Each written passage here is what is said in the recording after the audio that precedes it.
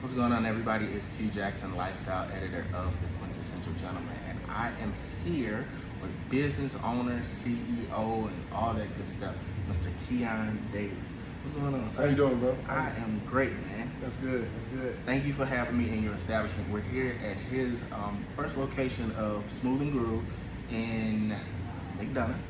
Yep. So go ahead and tell the people a little bit about what Smooth and Groove is. So Smooth and Groove is pretty much becoming a lifestyle brand, right? Where we are, we are bringing the healthy, beneficial foods, products, drinks, smoothies, anything that you can think of to kind of help your body become healthy from the inside out, right? Okay. So the main thing that we want to do is we want to make sure that, one, we can make it taste good, right? Because we know that no matter what happens, I can tell you that you drink this drink and it'll make you look like, the best figure, you get the best figure in the world, right? But if it tastes like licking the ground, you might do it 1 or 2 days, right? Yeah. So the thing that we want to do is we want to take the product that's going to be helpful, beneficial, give you everything that you need for your body to get you where you need to be, but make it taste good at the same time, right? Yeah, I was about to say, because I ain't never taste lick the ground. Right? I ain't never. So how did the concept for Smooth and Groove come about? So we started inside of a gym, 2011. And from there, what I wanted to do was, I used to love the California raisins, right? I used to absolutely love and adore the California raisins. And from there, what I did, I wanted like a modern day version of the California raisins, right? So when I always looked at the raisins, it was always like you heard it from the grapevine and all that type of stuff, but they only sold raisins, right? But the experience that you got from the California raisins, it made you feel a certain type of way, right? It made you feel good. So I kind of wanted to recreate that. And that's kind of how the concept came about. With my original logo, it was, the fruit with the Ray-Bans, with the gloves, kind of the same feel. But I never wanted to create a product that was just transactional. Okay. Right? I never wanted to create a product that was just transactional. I wanted to make it more about the experience, more about the community, more about the feeling, more about the what you're getting when you come here, and the product is secondary. Right? Yeah. So it's more about how am I gonna make you feel? How do you feel when you leave here? Right? And how do people, when they come in, they may feel down, but when they leave, they're gonna leave with a smile. Right? So that was one of the things that we really wanted to kind of target and create to make sure that it's not just transactional. Because when you think about transactional, that's not a part of everybody's daily routine. Right? So I read a book called Biology, right? B-U-Y-ology. And in there, it talked about how to become someone's daily routine. Why is coffee so big? Why is coffee $1 billion industry, right? Because coffee, not only 72% of people don't like straight black coffee, right? Which means that, it's not how coffee tastes, it's how coffee makes you feel, right? Okay. So when I think about that, it's like, that's important. So when I think about how things make me feel, I think about how it creates a routine, right? So if you know how you feel every single morning, and you know what makes you feel a certain type of way every single morning, right? And you know what you feel like when you don't have it, right? Then that's what makes you do it every single day. Right. That's why coffee is a part of your routine, right? So when you tap into that space and it's like, all right, cool, well, how can I create a daily routine for someone and make them feel a certain type of way? Because again, it's not about the taste, it's about the feel, right? So that's kind of the angle that we attacked and what we try to keep, at the forefront of our minds when we're doing everything when it comes to business, life, lifestyle. That's what we talk about, it becoming a lifestyle brand. And I can see you actually living what you just said, from not being a transaction, being an experience. Because when I walked in here, there were about 5 people that walked in not too long after I got here. And each and every one of those people you greeted, you may have known, you made them feel appreciated for coming to the establishment, and you created an experience for it. So kudos on that. I appreciate it. What is your background? Like, what got you into where we are right now today? To be honest, man, I think I was chosen. Like, it chose me, I didn't choose it. Okay. And I think the beauty of that is that the skills and the experiences that I had previous to this kind of set me up for this, right? So like in college, I threw all the parties, right? I was cutting hair, you know what I mean? I was playing sports, I pledged Kappa, like all of those different things, the different components that I use the same thing here, right? So it's a party feel, right? it's the atmosphere, it's the promotion, it's the hustle, you know what I mean? All of those different type of things. It's the personal customer service and cutting hair, right? Getting to know each individual person, you know what I mean, when they come in. So I think that a lot of those things, and even when it comes to sports, just the hunger and knowing how to grind and knowing how to go through, you know, struggles and to push through certain things. I think all of those components kind of helped me in this space to help me thrive. I don't think if I didn't have one of those, I wouldn't be the same person, and this wouldn't be, you know, the same concept, you know, that it was. So that's kind of like my background, but I just take everything that I've learned and everything that I've experienced and put it all in one package, and this is where you guys see it. Okay. So at this moment, we are in one of your locations. In the next 6 months, we'll be able to take one of many locations. Correct. So how does that feel to know that an idea that you came up with was supported enough, was big enough, was good enough to create multiple locations out of this one thing? You know, the beauty of it for me, because I started it like on a napkin, right? The idea, I just started drawing it out on a napkin. And I think the beauty for me is that what you just said, right? Seeing something that I created that people actually enjoy, right? Seeing something that I created that people actually can benefit from. Actually, just seeing something I created that people's willing to pay for. Yeah. You know what I'm saying? At the end of the day, right? So it's like just being in that space and knowing that this is something that was given to me, that my brain created, that I pushed out, that I was willing to, you know, go through whatever I need to go through to make this happen, right? Because like at the end of the day, every business starts the same way, right? So before I started, I used to go and I used to ride past like Walmart's, McDonald's, Subways. Like I would ride past and I'm like, bro, I know and I understand that all businesses start the same way, right? But when I looked at those companies, they multi-billion-dollar companies, right? Yeah. So at the end of the day, I know that one, businesses all start the same way. Two, it took somebody that had guts and effort and grit to say, you know what, I'm gonna do this jump, right? I'm gonna make this happen. No matter what happens, I'm gonna make this happen, right? So when I looked at it, I'm like, you know what? I'm very competitive. If you line me and Ray Kroc up side by side, I'll outdo him every day of the week. You know what I'm saying? Yeah. Same thing with Sam Walton, right? So if I know that, if I feel that way about anything and anyone that's standing in the same lane, if these people created a multi-billion-dollar industry or company, why have I not started anything?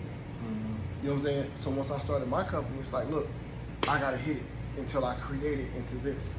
Because again, if I can say that they line me up, we can do it. I don't care what their resources are. I don't care who they are. I don't care what kind of money they got backing and all that stuff. I can figure it out the same way, right? So if they can create a multi-billion-dollar company, I can create a multi-million-dollar company, at least, at minimum, right? So that's one of the things that kind of stuck at the forefront of my mind and kind of helped me to maneuver through, you know, even the toughest times, right? So when it comes to being a business owner, how important is it to be hands-on, to be a part of the day-to-day operation, to be a part of the culture of the business? How important is that for you? For me, it's huge, right? Especially in the beginning, because this is like your child, right? And you see your child grow, and you see everything you put into your child, and you see all the different things. It's like telling you to let your child be babysitted by somebody you don't know. You know what I'm saying? That's the same feeling of hiring people to come in to run and operate your business, right? And it's like if you don't have certain things in place, then you won't be able to be okay with letting that happen, right? But as I've grown and as I've been around other business owners and been around different people, I understand that it's more about creating the systems and working on those systems so that the business can operate without you, right? So having a business that not only are you the face of the business is one thing, right? But for the business to rely on you is another thing, right? Businesses can't scale that way, right? I can't scale a business if it solely relies on me, right? So no matter how hard it is and no matter what I feel, no matter what type of attachment that I have to it, if I want to grow, I have to be able to detach, create systems to fill that gap, right? So that gap, I call it 80-20 gap. Like if I can get 80% of what I would do, you know what I'm saying, and I not have to do it, I'll take it, right? So that gap that's there, I have to create enough systems and master those systems enough to where I can feel okay with that gap. And throughout that process, I know that it's taken care of based on the system. You know what I mean? So that's the only way that I can scale, or else I can just continue to be a mom and pop. shop where I'm in here every day. Every time you come in, you're gonna see me. I can't never go on vacation. I can't never enjoy anything. Yeah. I can never, you know what I'm saying? And so that's not why you get in business, right? You get in business to be able to create a legacy. You can't create a legacy if you're doing it every single day. That's not a legacy. That's a job, right? Yeah. So I wanted to, you know, and again, these are all things that I've just realized within the last couple of years. You know what I mean? I've been in business for a long time, but I just realized this the last couple of years because I would say this: I wasn't doing business; I was hustling up until about a year or so ago, right? So what's the difference? A big difference. How do you define the difference? So for me, hustling is just figuring stuff out. Right, just going with the flow. Whatever happens, happens. You know what I'm saying? There's no real rhyme or reason of why you're doing it. You just like, hey, we just got to do this, right? Running a business is actually being able to monitor and dictate what's going to happen, knowing your ups and downs, knowing your ebbs and flows, right? Knowing your bottlenecks, knowing different things to where you can have things in place, knowing that your system actually works, right? And to be able to move forward to another level or be able to add more stores. Opposed to just doing it because it's there to do, right? You want to do it because the market is there for you. You've done the research. You've done everything that you needed to do in that space to know that this is going to work and this is why it's going to work, right? Opposed to like, no, I'm going to make it work, right? No, you can't do that, right? You need to understand your industry. You need to understand your target market. You need to understand the area that you're in. You need to understand that the doors within the household. All of these different things go into actually operate a business to give you the best possible chance to be successful. Other than that, you just throwing stuff at the wall and see what sticks. You know what I mean? So I think that's the difference. And I think for the longest time, I was doing that. I didn't know any better. I didn't know anything else. I'm just going to outwork everybody else, and I'm going to work myself in the ground, right? I can't continue to do that, and I can't scale like that. Now look, when is the book coming out? Because everything that you just gave, I feel like inspiring entrepreneurs, you out there, y'all need this. And I feel like people will buy it because, not because of the word, but because you're like living proof of what the words will be and what they will mean. So when's the book coming out? Well, I got a Make couple sure books. I get that Yeah, at least the first, I got a couple books, man. I actually have a couple books now that are actually published that I really don't even push. I got a book called Go For It, right? The only decision you need to make, right? I have another book, a couple recipe books. Making Smoothie Magic. I got Making Smoothie Magic 2.0. I also have another book called Food for Thoughts. Now, can people purchase this when they come to Smooth and Groove? Oh yeah, well they can purchase them online. I got a bunch of ebooks now. Okay. Yeah, I got my Go For It book. They can actually purchase it here. I got a couple of my recipe books left, but you can get them online online as the ebooks as well. Okay. You get the same thing. The other one is Food for Thoughts, the top 20 brain foods, right? So these are foods that help your thoughts, right? They help your brain function. I have a book called Is It the Taste or the Feel? Right? The $1 Million Hack to Impeccable Customer Service. You know what I mean? And then the last one is The Moments I Met My Soul. So those are What is that one? That one that's a real deep, like personal experience book that I'm working through, and it's something that helped me, right? And I think that throughout that process, and I'm still in the process of it, but looking back at it, there's been a lot of moments that I think a lot of people have that don't even realize it. You'll call them defining moments, right? You'll call them, make or break moments, or you'll call whatever you want to call them, right? I call them moments when I met my soul, right? Because each one of those moments that I've learned, I've actually learned who I was through the loss, right? I've actually learned more about myself in losing.